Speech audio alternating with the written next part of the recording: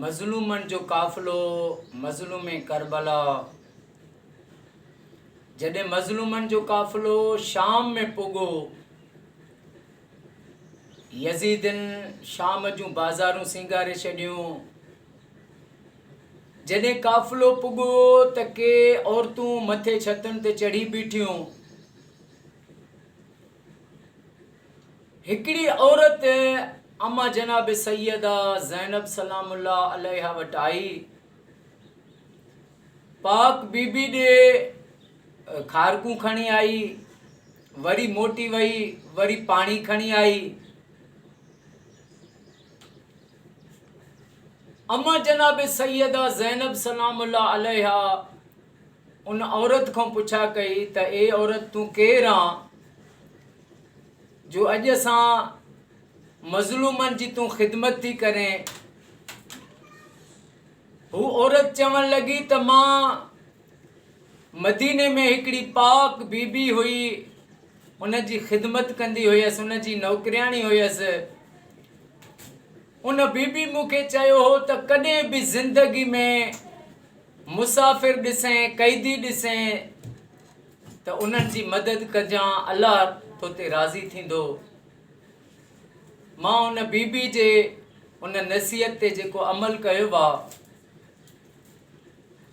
अम्मा जनाब सैयदा ज़ैनब सलामुल्लाह अलैहा पुछियसि त उन बीबी जो नालो ॿुधा। चवण लॻी त उन बीबी जो नालो हो जनाब सैयदा फ़ातिमतु ज़हरा सलामुल्लाह अलैहा। अम्मा बीबी ज़ैनब उनखे चयो त मूंखे उन बीबी जे बारे में अञा ॿुधा। हू चवण लॻी त उन बीबी जा शहज़ादा हूंदा हुआ। वॾो पुटु हूंदो हसन, नंढो हूंदो हुसैन। उन जी न्याणी हूंदी हुई ज़ैनब। अल्लाहु अकबर।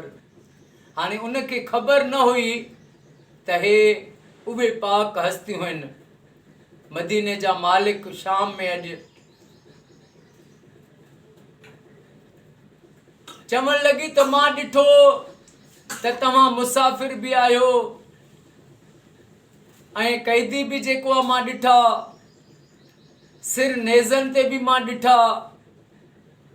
मूंखे उन पाक बीबी जो जेको सबक़ु मूंखे यादि आयो, मां उन ते अमल कयो, तॾहिं तव्हांजी ख़िदमत थी कयां। अम्मा जनाब सैयदा ज़ैनब चवण लॻुसि त हाणे तूं ॿुधा तुंहिंजे लाइ मां कहिड़ी दुआ कयां। तूं असांजी ख़िदमत कई आहे मज़लूमन जी, कहिड़ी तुंहिंजे लाइ दुआ कयां।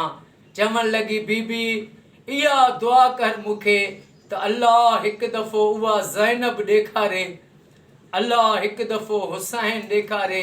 जॾहिं इहो चयईं अम्मा सैयदा ज़ैनब सलामुल्लाह अलैहा पंहिंजो निकाब हटाए फरमाइसि त ॾिस मां ज़ैनब आहियां, इहो नेज़े ते जेको थी इहो सिर इहो हुसैन थी।